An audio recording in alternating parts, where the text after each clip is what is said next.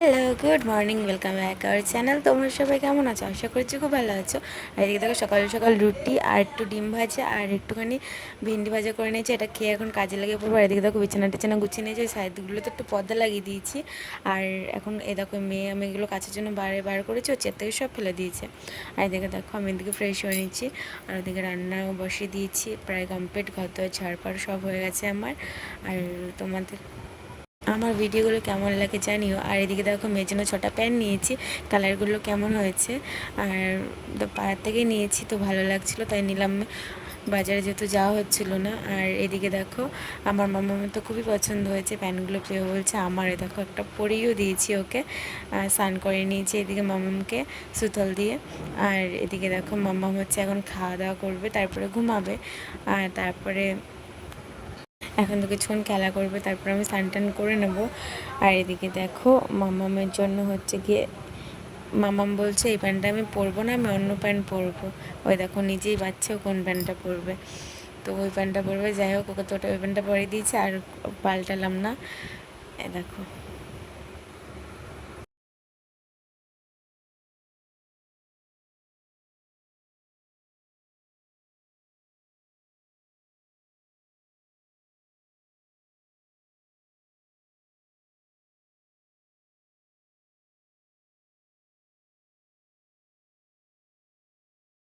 পাক্কা বুড়িও একটা। চলো এদিকে আমি স্নান করে আসি। দেখো স্নান আমার কমপ্লিট হয়ে গেছে। এদিকে এদিকে এখন একটুখানি সিঁদুর টিঁদুর পরে পুজোটা কমপ্লিট করবো। এই দেখো এদিকে পুজো দিতে চলে এসেছি আমি। তো মামা আজকে না ঘুমায়নি, আজকে দুষ্টুমি করছে। এই দেখো এদিকে ঠাকুরদের স্নান করে বসিয়ে দেবো। দিয়ে গপুদের হচ্ছে গিয়ে, আমার গপুদের কেমন লাগছে জানিও। আর আমার ঠাকুরঘরটা তোমাদের কেমন লাগে তোমরা তাও জানিও। আমার ঠাকুরঘরটা সব থেকে শান্তির জায়গা। আর এদিকে ওটা আমাদের মহাপ্রভু, আর এদিকে লক্ষ্মীকে সাজিয়ে নিয়েছি।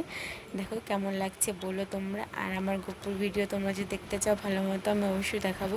তোমরা একটু জানাইও কি রিলেটিভ তোমরা ভিডিও দেখতে চাও। আর এদিকে দেখো গপুদের সাজিয়ে নিয়েছি, এই জামাটা পরালাম, ম্যাচিং হয়ে গেছে আজকে।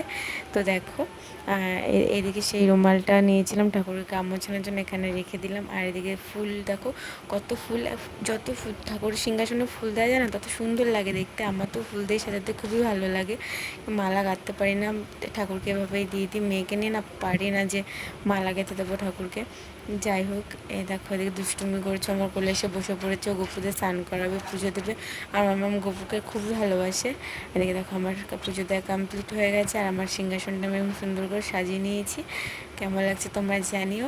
তো চলো সবাই একবার রাধে রাধে বলো। এ দেখো লক্ষ্মী ঠাকুরকে তো আমার খুবই ভালো লাগে। এদিকে দেখো মাম্মাম শাড়ি পরে চলে এসেছে, আমাকে ডাকছে মা। দেখো আমি শাড়ি পরেছি। যাই হোক আমার অন্যটা দিয়ে শাড়ি পরেছে। আর এদিকে দেখো সন্ধ্যা লেগে গেছে, সন্ধ্যাবেলা ওর বাবা একটু খাবার নিয়ে এসেছিলো, তো সেটাই খেয়ে নেবো।